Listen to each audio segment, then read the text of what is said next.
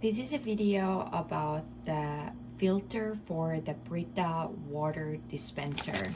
So it comes with this type of filters, but you have to replace in 2 months time.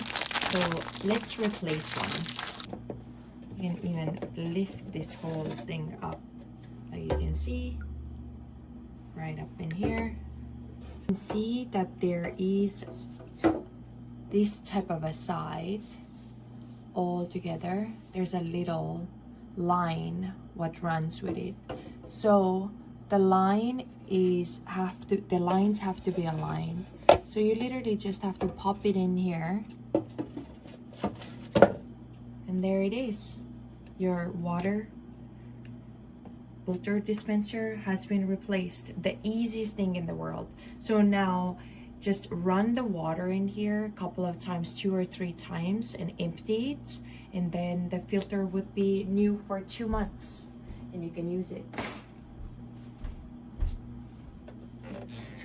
Now it's cleaning the new water,